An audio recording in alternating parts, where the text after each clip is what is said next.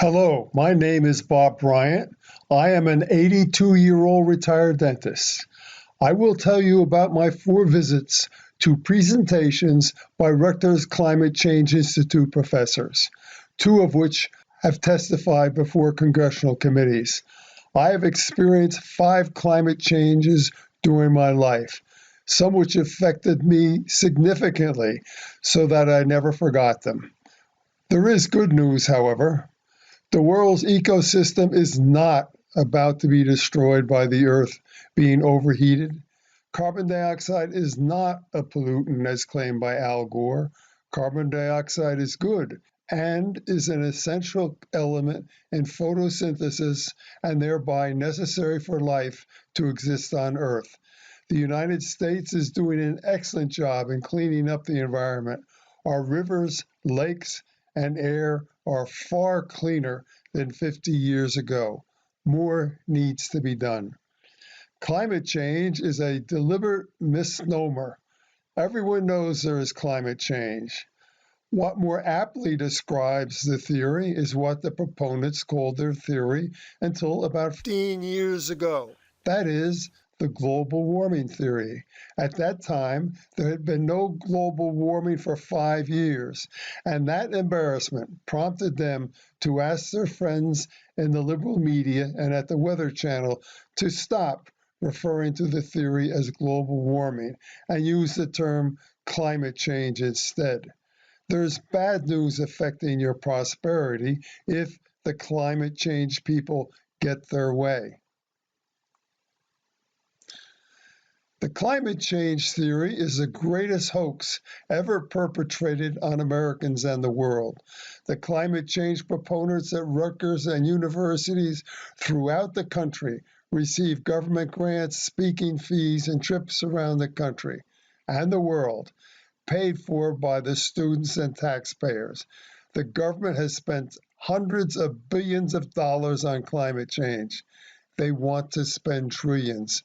We are faced with an incredible dilemma in which the government is willing to impoverish its citizens based on the false theory of climate change. A hidden tax called inflation is the method with which Americans would be impoverished.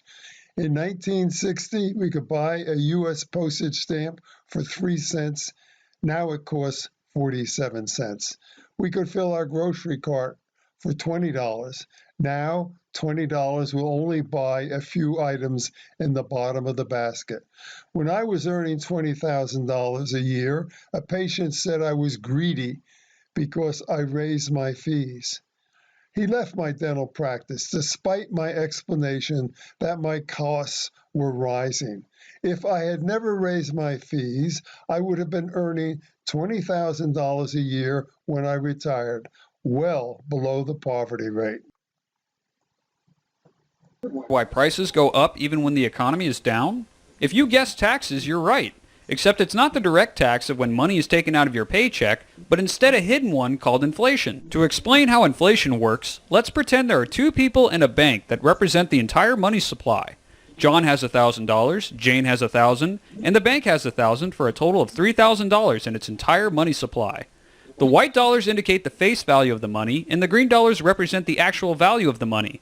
As you can see, $1,000 in face value equals $1,000 in actual value. The green circle with the 100% in it indicates the actual value of the money as a percentage. Let's say that one day the bank asks the government to raise taxes by 50% so it can give the money to the bank to cover its losses from loans it made that went bad. The government complies and taxes $500 each from John and Jane to save the bank.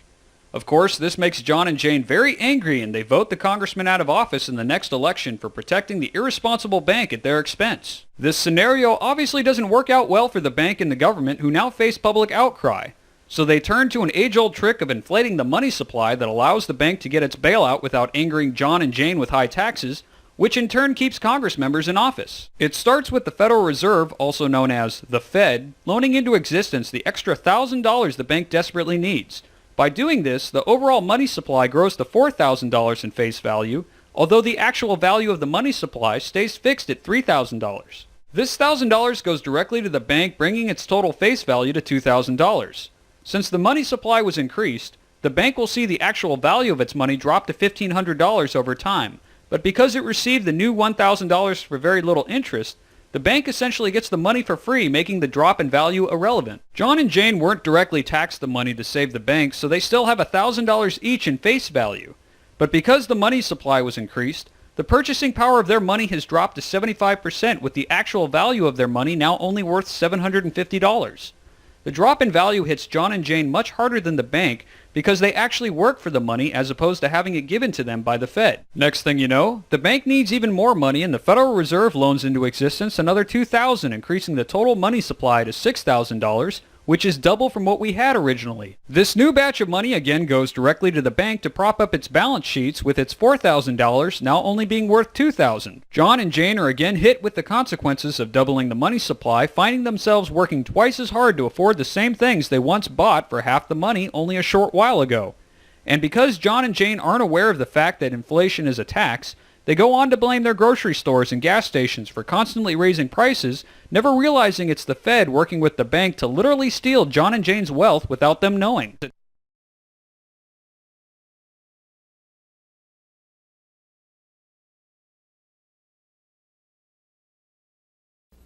Inflation is a disease. It's a dangerous disease for a society. It is sometimes a fatal disease for a society. It's a disease that, if allowed to rage unchecked, can destroy a society. And we have many such examples. The classic examples, of course, are the extreme examples of Germany, of Austria, of Russia, after the First World War, when inflation really did reach levels at which the kind of apocryphal story I told you was a literal description of the reality. When inflation reached levels at which employers would pay their workers 3 times a day after breakfast, lunch, and dinner so they could go out and spend the money before it lost all its value. That's the real extreme cases. But you don't have to go to such extreme cases to see the enormous harm which inflation left unchecked can do. You have the example in many examples in South America. Brazil, before 1964, was brought down by an inflation that led to a revolution that toppled the existing government in order to stem the inflation. In the famous case of Chile, with Mr. Allende in power, he produced an inflation, which was one of the major factors that caused the economic catastrophe that led to the replacement of his government by a military dictatorship. Now, the first step toward understanding the cause of inflation is to recognize that it is always and everywhere a monetary phenomenon. It's always and everywhere a result of too much money, of a more rapid increase in the quantity of money than an output. Moreover, in the modern era, the important next step is to recognize that today governments control the quantity of money, so that as a result, inflation in the United States is made in Washington and nowhere else. Of course, no government any more than any one of us likes to take responsibility for bad things. We're all of us human. If something bad happens, it wasn't our fault. And the government is the same way. So it doesn't accept responsibility for inflation. If you listen to people in Washington talk, they will tell you that inflation is produced by greedy businessmen, or it's produced by grasping unions, or it's produced by spendthrift consumers, or maybe it's those terrible Arab sheiks who are producing it. Now, of course, businessmen are greedy. Who of us isn't? Trade unions are grasping. Who of us isn't?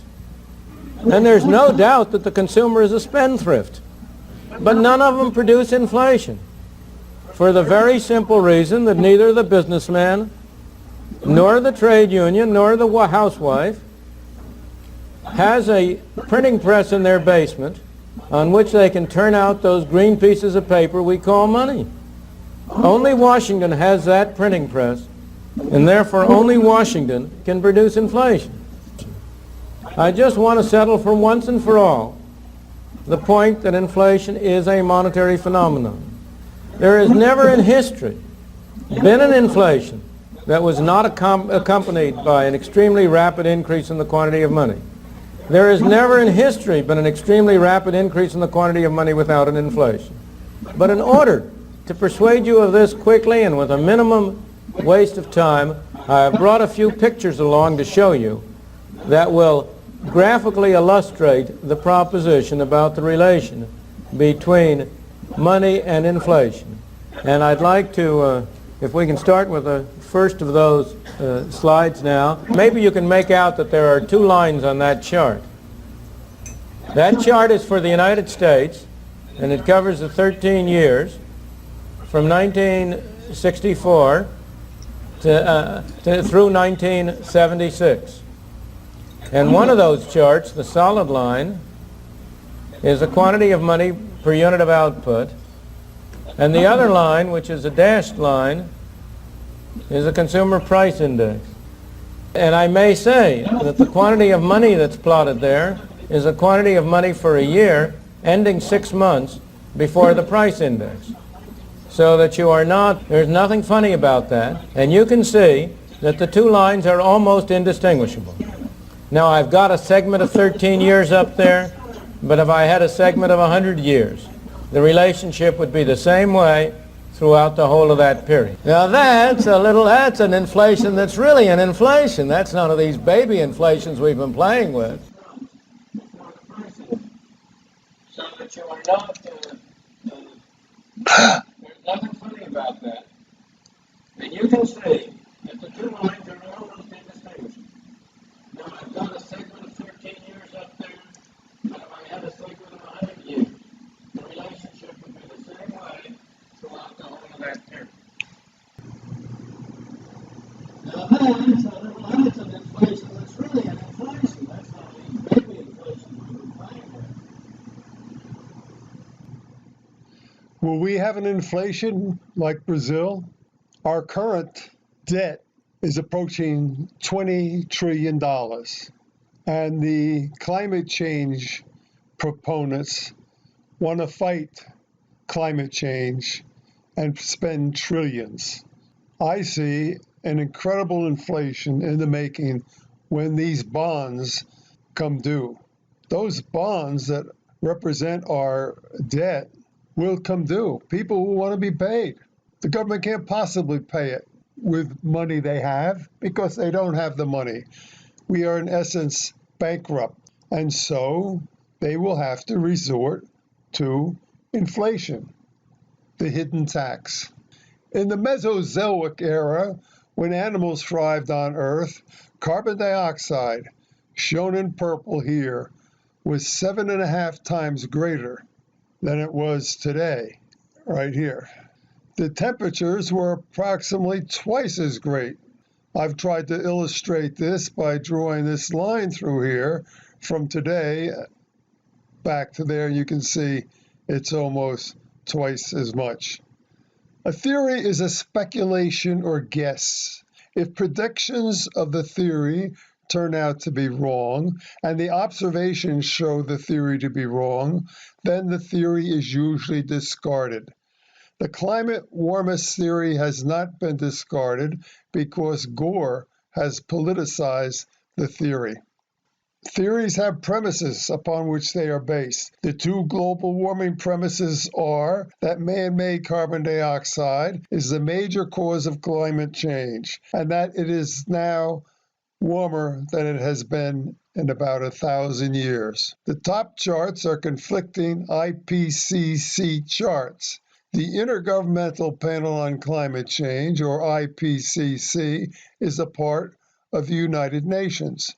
The 1990 chart over here shows a medieval warm period and a little ice age. The medieval warm period is substantiated by archaeological evidence that proved the Vikings under Eric the Red built stone buildings and raised domestic animals and raised crops in Greenland. Recent evidence of the medieval warm period has been found in South America and China. The 2001 chart was developed by Michael Mann, an unknown recent doctorate graduate in 1998. Michael Mann said the Earth is hotter now than it has been in 1,000 years, ignoring the medieval warm period and the Little Ice Age. In the lower chart on the left, I have drawn a line to show how much warmer it was then than now. In the lower right-hand chart, I have drawn the median through this jumble of up and down lines and included Michael Mann's upper projection to demonstrate why it is called the hockey stick graph. This slide shows that the Little Ice Age existed. In the painting The Great Frost, drawn in 1683, Londoners are walking on the frozen Thames River. This chart shows the lack of sunspots during the Little Ice Age when the sun went silent. It's called the Maunder minimum. Sunspots are huge eruptions on the sun's surface, casting out heat in all directions, including the Earth.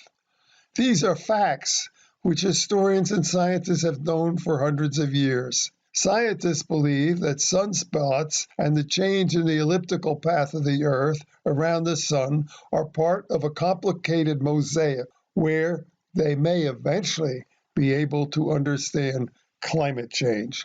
This chart is from the United States Department of Energy, showing the history of energy consumption in the United States. Imagine what it would be like if we did not have these fossil fuels as sources of energy.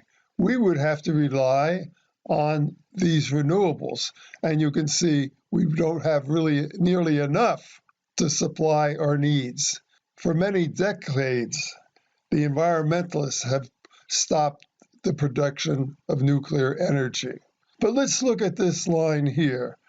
This is the consumption of wood as a source of energy in the early part of the 19th century. You can see the increase until men started burning coal. And as the use of coal went up, the use of wood went down. The use of coal saved our woodlands.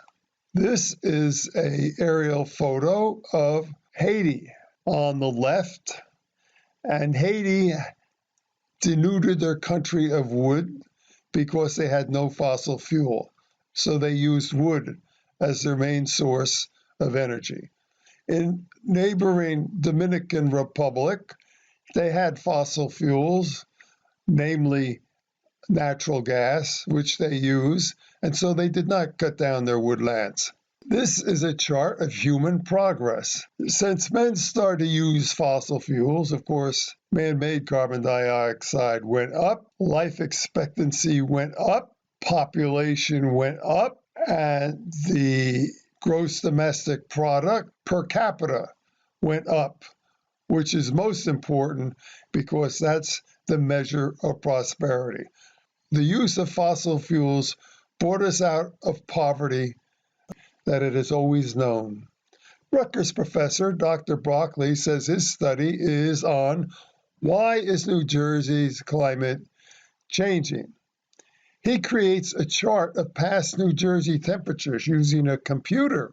I can understand the logic of trying to determine future temperatures using present data, but why would anyone want to determine past temperatures using a computer, since we already have thermometer records of past temperatures? I didn't understand how one could determine the past record of temperatures in New Jersey using a computer. I later sat down next to Dr. Broccoli at a warmest presentation at Rutgers, so I asked him how he could determine the past climate in New Jersey using a computer. He said he used carbon dioxide records, the brightness of the sun, sulfate aerosols, the burning of coal. He appeared shocked when I told him his chart did not conform to thermometer records. And he said his chart did conform to thermometer records. So let's check that out. But first, since Dr. Broccoli lists man-made carbon dioxide as the main cause of warming in the United States, we need to look at this chart showing the dramatic rise in carbon dioxide since the 1960s throughout the world to understand Dr. Broccoli's chart. There has been a rise in carbon dioxide. That is a fact. The question is, what caused the increase in carbon dioxide? The warmest claimed it was caused by man burning fossil fuels. The burning of fossil fuels is actually an insignificant player in the rise of carbon dioxide. On the left is Dr. Broccoli's chart, and the right is the National Oceanic and Atmospheric Administration's chart of the temperature for about the last 120 years. Both charts cover the same period. Dr. Broccoli's chart shows cold readings in blue and the warm readings in red, while the NOAA's chart shows the warm readings in red. The National Oceanic and Atmospheric Administration is referred to as NOAA. As I said, I have lived through 6 climate change. NOAA's chart conforms with my recollections, whereas Dr. Broccoli's chart contradicts my recollections, and NOAA's chart. Broccoli's chart shows the beginning of the 20th century to be cold. NOAA's chart shows it to be warm. Broccoli's chart shows the 30s to be cold, where in actuality it was extremely hot. Broccoli's chart shows the 40s to be hot, where it was cold. And Broccoli's chart shows this century to be hot, extremely hot, whereas it has been cool. Now, the first climate I remember was in the 1930s. When I was a young boy, it was so hot, I would frequently go inside to take a shower in order to cool down.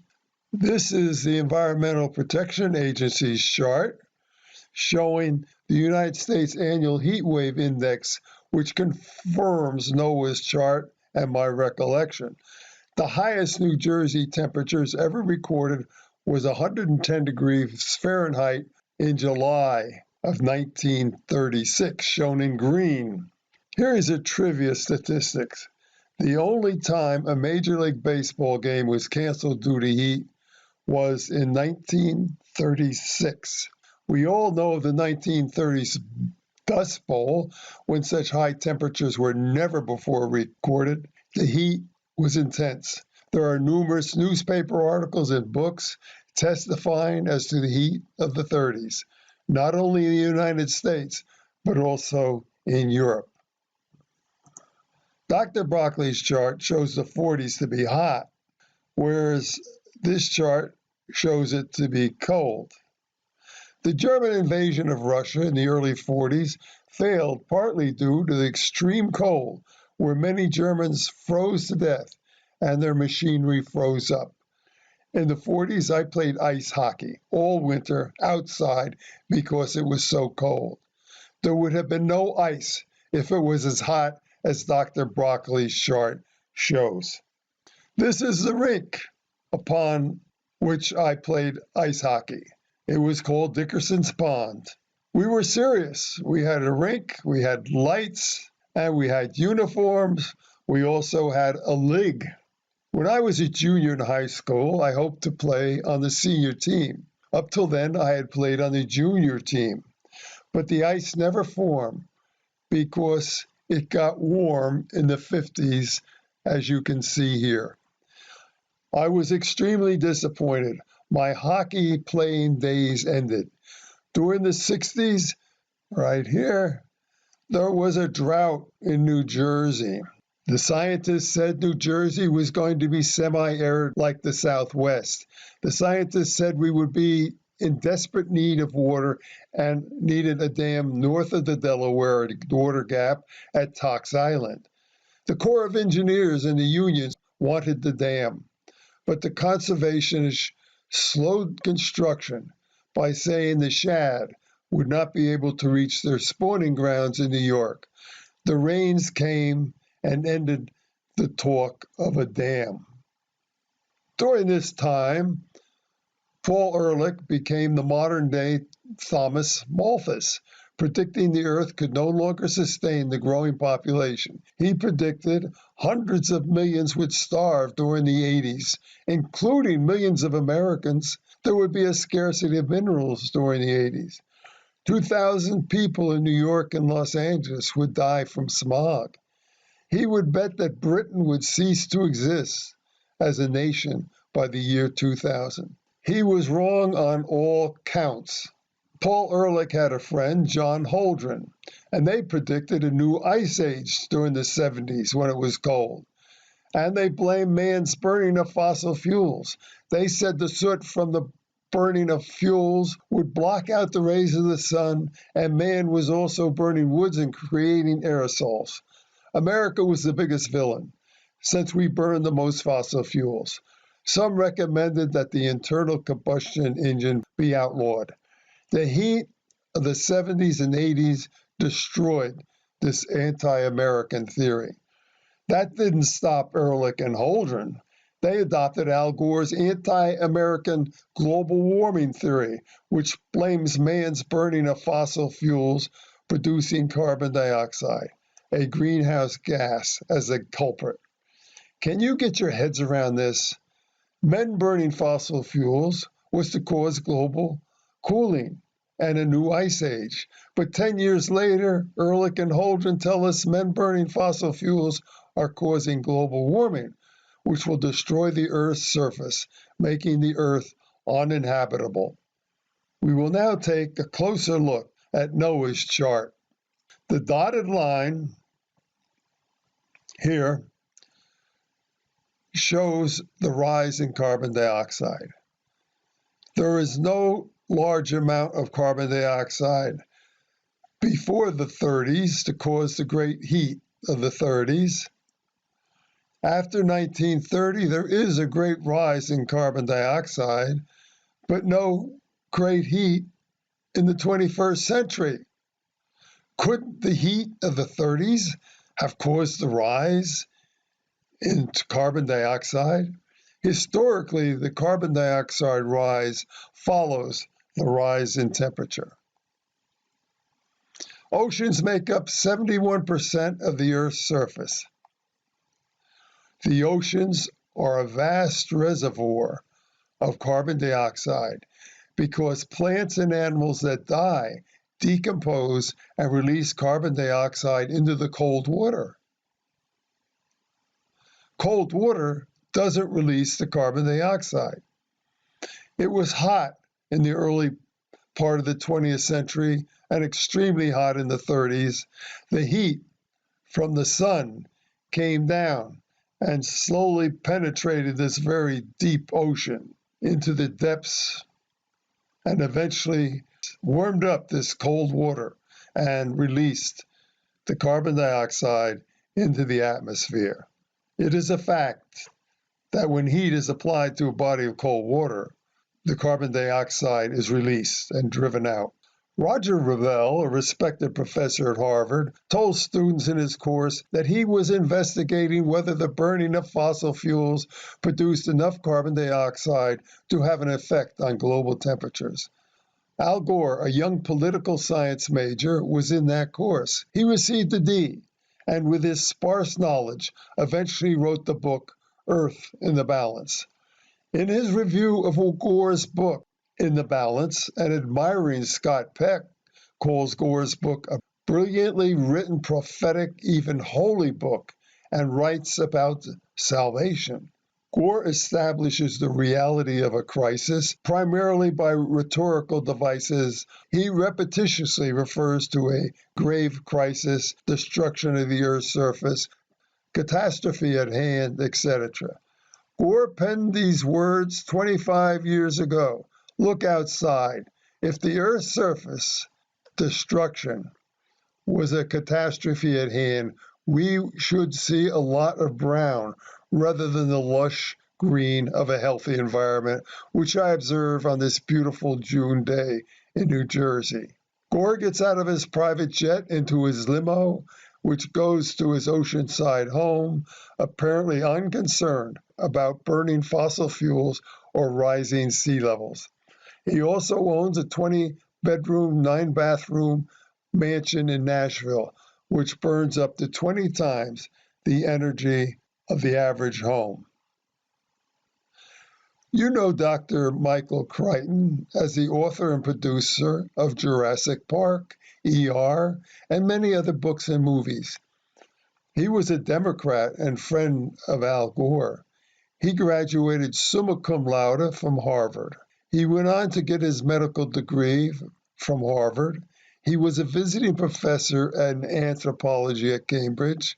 He believed in global warming until he read the data and then became a skeptic. And then Dr. Crichton said this: when we allow science to become political, then we are lost. We will enter the internet version of the Dark Ages, and there are stifling fears and wild prejudices transmitted to people who don't know any better. I highly recommend this book that he wrote, State of Fear. Carbon dioxide is the staff of life. Photosynthesis requires carbon dioxide. Here we show carbon dioxide plus water plus sunlight gives us oxygen, which we need to live, and glucose, which produces all the food that we eat, including the plant itself. We know if we take a potted plant, put it inside and don't water it, it dies. The same thing would happen if we had no carbon dioxide in the atmosphere. This would become a dead planet. This is the carbon dioxide cycle. Decomposing matter gives off carbon dioxide, animals and plants. Animals respire and give off carbon dioxide. We burn fossil fuels and give off carbon dioxide, all helping plants. Dr. Broccoli and others said snowfall would decrease across much of the northern hemisphere during the 21st century. Amazingly, Dr. Jennifer Francis, a fellow Rutgers professor, showed slides of great amounts of snowfall across the northern hemisphere, disproving Dr. Broccoli's assertion of less snow. Perhaps she did this in defense of her own failing theory of the rapidly melted Arctic sea ice, which I'll explain shortly. Did she receive more grant money for the invention of this new theory? She's already received over $1,300,000 in grant money since 1998. And there are thousands of these people throughout the country receiving grants. So we have snow in Europe, in Russia, and really deep snow in Japan. This is Dr. Francis's rapidly melting Arctic sea ice melt slide. The North Pole is located on the Arctic Sea, so we can think of the ice at the North Pole as a giant iceberg floating on the Arctic Sea. This satellite photo was taken in 1980, when you would expect a maximum ice cover after the cold of the 1970s. Satellite photos were first taken in 1978, so we have no aerial photographic record of the Arctic Sea in the 30s, when it was extremely hot. Dr. Francis said that half of the Arctic sea ice has already melted. If so, why aren't the Maldives underwater by now? Why aren't the reporters reporting alarming news of a great rise in sea level in Florida, as Al Gore predicted 25 years ago?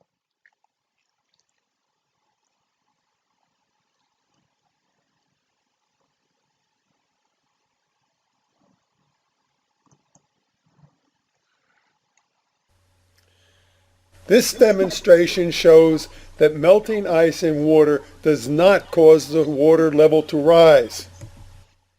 You can clearly see what happens when you put water into a closed container and leave it in the freezer.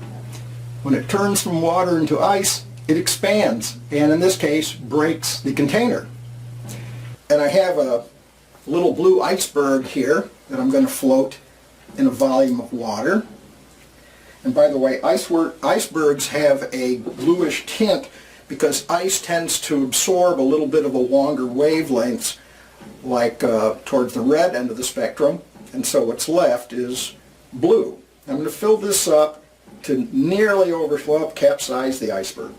Okay, settle down. I'm going to fill this up to nearly overflowing. And what might be surprising to some of you is that as the ice melts, the volume does not increase of the ice-water combination, and so none of the water will spill out. And that makes sense if you realize that as the water melts, its density increases because it's turning back into liquid water. And so it all makes nice mathematical and physical sense. So we'll just let it sit there for a while, and we can watch it on the clock.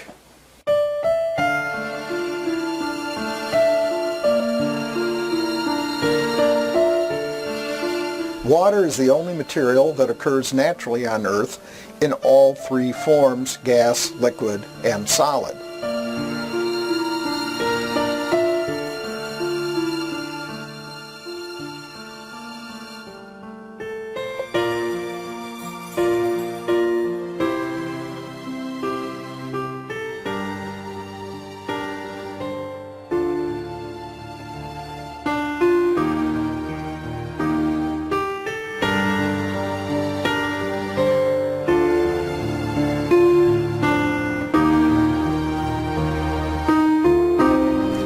Okay, so here the ice is gone and we've got no spillage whatsoever. In 2010, cryostat satellite technology was developed using sonar technology to measure the depth of the Arctic ice, enabling science the ability to determine the total volume of ice. In 2013, there was a 50% increase in Arctic sea ice. Not many people look at cryosat photos, but millions upon millions of people were experiencing frigid weather. So Dr. Francis explained it away with a new theory about her self-described wacky weather. Now, what we have here is 2012. This is the last slide that Dr. Francis shows. You can see there's a lot of open water. This is a gradient showing blue to be the thinner ice, green the thicker ice, and yellow and red the very thick ice. You can see there's a small area of green and only a smattering of yellow with no red ice. This was October 2013. 1 year later, there is a lot less open water. There's a greatly expanded green area. There's an expanded yellow area, and even some of the very deepest red, showing the deepest ice. This is Dr. Francis's rapid Arctic ice seamelt, and she showed this at a meeting in New York City in the winter of 2015. Dr. Francis presented this slide showing the rapid Arctic sea ice melt in 2012. I asked her why she didn't show the 50% increase in Arctic sea ice in 2013. She murmured it was slight, so she knew, shown by this murmured response about the 50% increase in Arctic sea ice, but chose to deceive us by not showing it, a deception by omission. Instead, she had the audacity to drop her projection off the chart. We can clearly see why Dr. Francis chose to enter her chart in 2012, since the melt was at its greatest extent. In 2013, there was a rebound of 50%, and it has remained there since. This destroys her theory of the rapid Arctic sea ice melt. Can you believe that some warmists say that global warming causes the Arctic sea ice to melt and the Antarctica ice to increase? Al Gore's wrong again. No sea level rise in 7,000 years. There was a great rise in sea level since here when the Earth came out of its last glacial maximum. This was caused by an increase in temperature. Man wasn't burning fossil fuels then to cause this great increase in temperature that melted this ice. We can thank Dr. Hepper for the clear photographs we now get due to his sodium guide star invention. He is a skeptic. I have been very lucky to be able to meet and talk with Dr. Happer down at Princeton. Happer is the Eugene Higgins Professor of Physics and Cyrus Fogg Brackett Professor of Physics at Princeton University and Chairman of the Board of Directors at the George C. Marshall Institute and is on the Academic Advisory Council of the Global Warming Policy Foundation.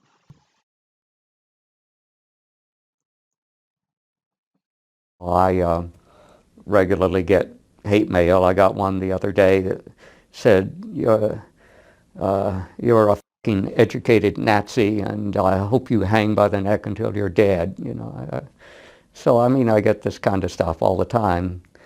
William Happer, a mild-mannered physics professor at Princeton University, doesn't seem like the kind of guy who would inspire hate mail. But Dr. Happer is a climate skeptic. That is, he doesn't believe the scary warnings about climate change, what used to be known as global warming. This is propaganda. This is really a religious cult, and it's complete falsehood to say that it's science. Oxygen. Happer is most interested in the misinformation about carbon dioxide, CO2. A century ago, out of every 10,000 molecules in the atmosphere, 3 were CO2. Now there are 4 molecules per 10,000, or 400 parts per million. That's actually low by geological standards and less than optimum for plant life. Greenhouses typically pump in CO2 at up to 1,000 parts per million. Plants really do much better with more CO2, and if you look at current agricultural production, probably about 15% of the increase over the last 100 years is from more CO2. If I were king, I would look carefully and try to determine what would be an optimal CO2 level. I know it's more than 400. I don't know whether it's 1,000 or 1,500, but I would try to honestly look at the benefits of more CO2 along with any possible downsides. The biggest possible downside is warming. Climate alarmists have been telling us that more CO2 is a direct cause of higher global temperatures. But while CO2 concentrations have risen gradually, passing the 400 parts per million mark, global temperatures have been steady for the past 17 years. The models have been consistently and grossly wrong. Well, they've been terrible because they all predicted steadily rising temperatures, about 0.3 of a degree typically, centigrade, and the rise since 1998 or so has been 0. So it couldn't be worse. Dr. Happer stresses that he wants a clean environment and that genuine pollution, such as that from coal-fired plants in China and India, has to be curbed. That's real pollution, and that should not be permitted. But that's not CO2. You can't even see CO2. There's this intentional effort to conflate CO2, which is benign and in fact beneficial, with real pollutants. William Happer looks forward to a day when renewables are truly viable. That is a long way off. Until then, oil and natural gas and clean coal provide humanity with abundant and cheap energy, enabling poor people to escape poverty. CO2 will continue to slowly rise, but that will mean more food, less starvation. So we'll have very modest warming, we'll have much greater agricultural production. It's all good, and in addition to all of that, we benefit while they last from using fossil fuels, which have lifted humanity out of abject poverty and misery in the last few centuries. So what's bad about that? This is the greening of the earth that Dr. Happer explained in his video. Hardly the red Earth, the warmest predicted, and actually show. Professor Dyson thinks the computer-generated models being used to predict long-term climate consequences are flawed because scientists have too little information about many of the variables that must be taken into account. Dr. Fred Singer, professor emeritus at the University of Virginia, calls carbon dioxide an insignificant greenhouse gas. This top chart shows the greenhouse gases, and the most significant of all is water vapor. 95% of all greenhouse gases is water vapor. In fact, the warmists hardly ever mention it, if at all. They talk about carbon dioxide like that's a major greenhouse gas. What Dr. Singer has done in the second chart, he's taken out water vapor, and he has these four remaining here. And of the four remaining, carbon dioxide is the most significant, but of that, 97% is natural, not man-made.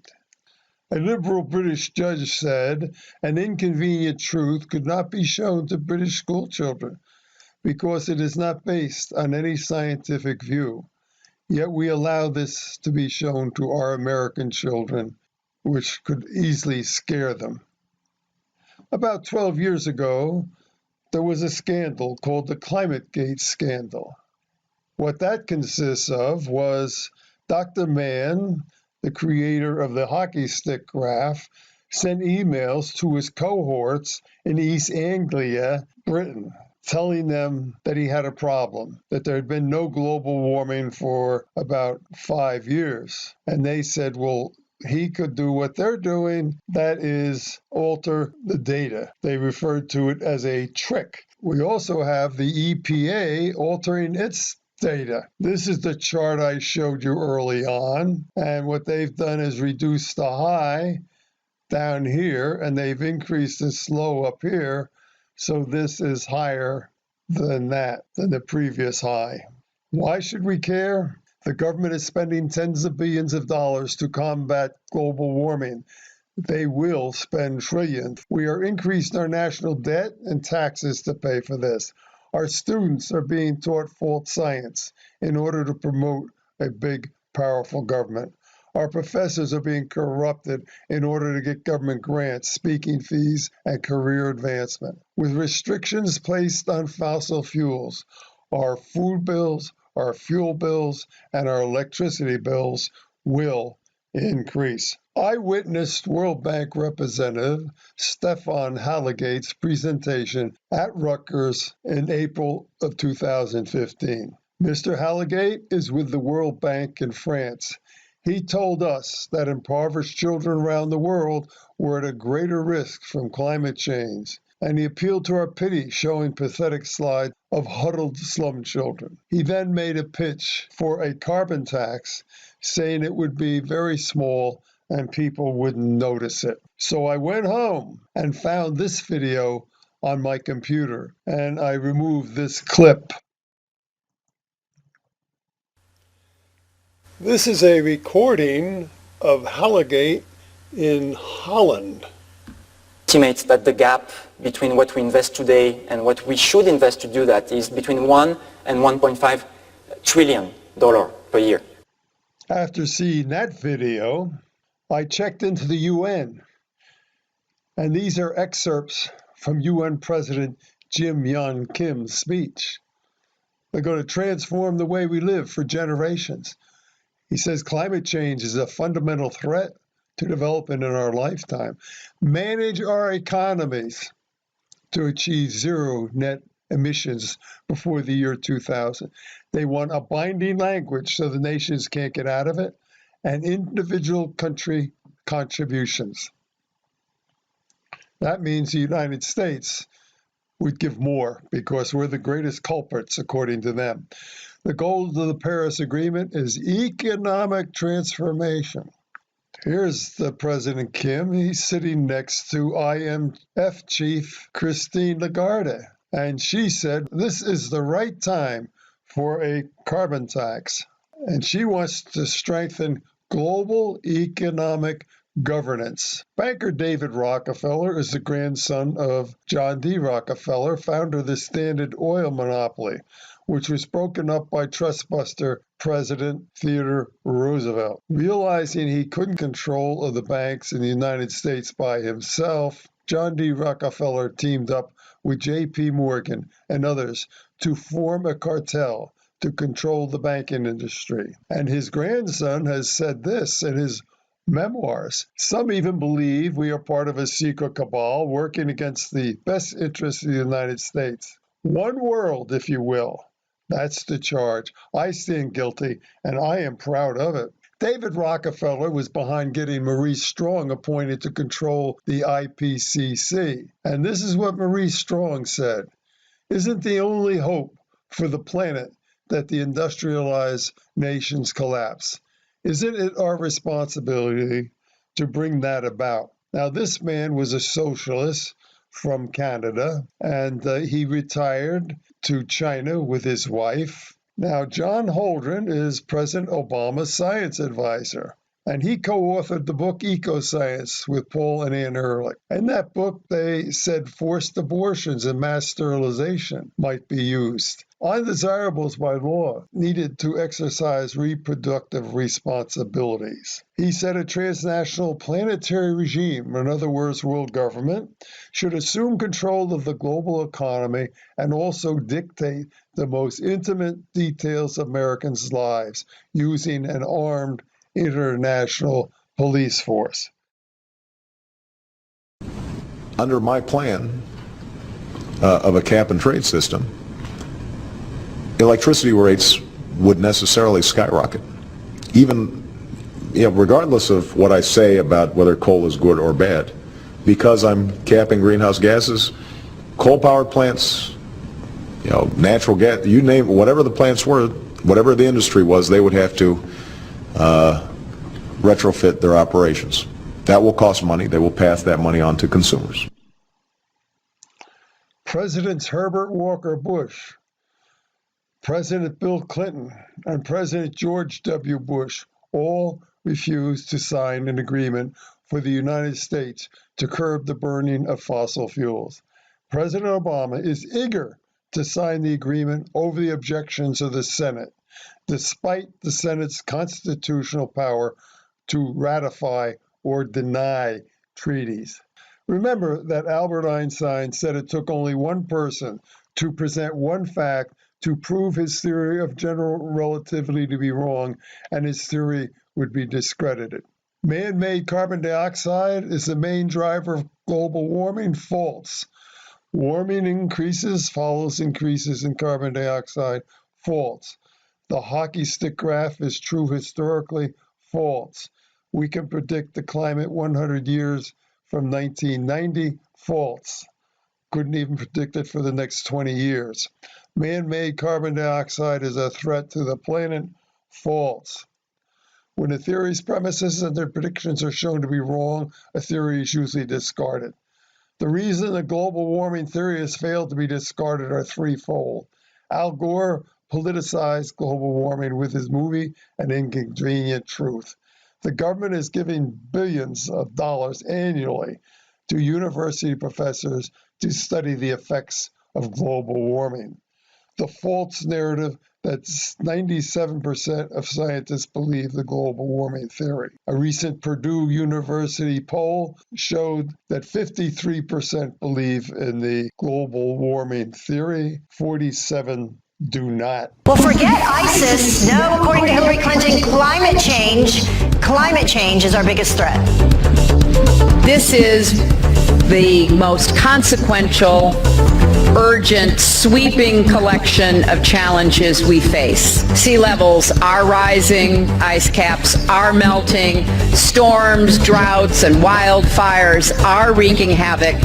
Warmers say man burning fossil fuels caused a small drought here during the modern era.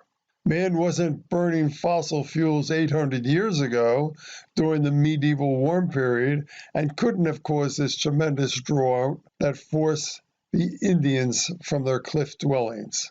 As I said before, sea level is flat for 7,000 years. Photo evidence that the sea level has not increased at the Maldives since 1950. There it is, and this is today. Tornadoes aren't increasing. Tropical storms aren't increasing.